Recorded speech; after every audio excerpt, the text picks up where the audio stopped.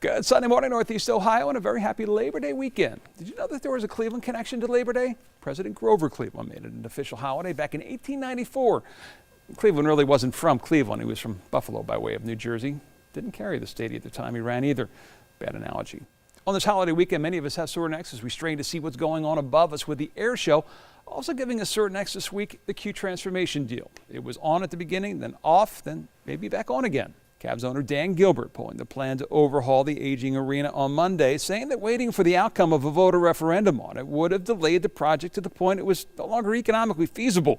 Gilbert would have put up half of the $140 million project, with the other half coming mainly from taxes and fees generated by the arena itself. The referendum was pushed by the greater Cleveland congregations that wanted a dollar-for-dollar match put back into Cleveland neighborhoods.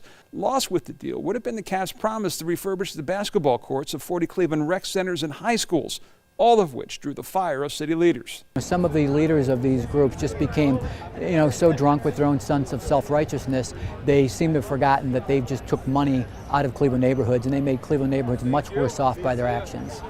Well, on Thursday, GCC, working with the county and the Cleveland Clergy Coalition that supported the plan, pulled their petitions, opening the door again to the project. The move left both clerical sides calling upon their faith. And we know that Dan Gilbert has said this deal is dead, but we thank God for the greater Cleveland congregation who withdrew the petitions today, because we have been praying for a miracle of resurrection. And as clergy, we believe in resurrection. Resurrection also a core belief of Cleveland's newest leader, Bishop-designate Nelson Perez. Perez was named by Pope Francis in July as the 11th Bishop of Cleveland. He will be formally installed on Tuesday, with ceremonies getting underway tomorrow afternoon with Vespers or evening prayer. I sat down with the 56-year-old Perez in July. I can tell you he has a very relatable personality and speaks the language of the people. Like when I asked the son of Cuban immigrants, who was the first Hispanic bishop in not only Cleveland, but the entire Midwest, about that.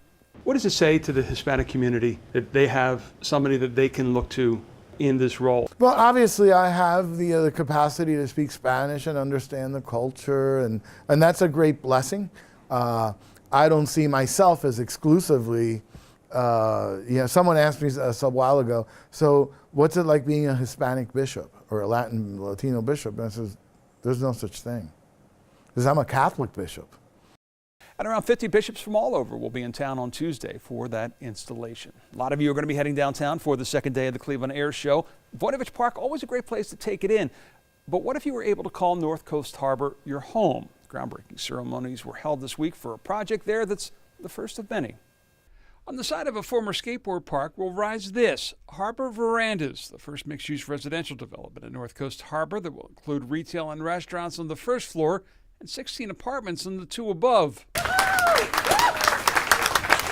Cumberland Development is behind the project. They also built the Nuevo Acapulco Mexican restaurant here, which opened last summer. They're currently mapping out plans for an enclosed walkway with shops and cafes between the Rock Hall and the Science Center they hope to break ground on next year.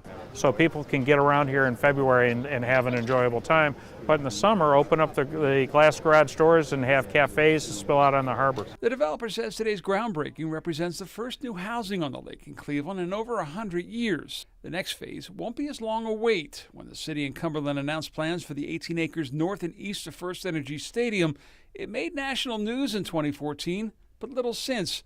Cumberland says that too is progressing. We hope that will have a lead commercial tenant signed up by the end of this year. Once that happens, a 2-year construction project on the first phase will begin, followed by a second phase 2 years later. So in 5 years from now, this is going to be complete, and that's amazing to say that we're really going to be at that point. Fingers crossed. With Democracy 2017, I'm John Kosick. Enjoy your Sunday.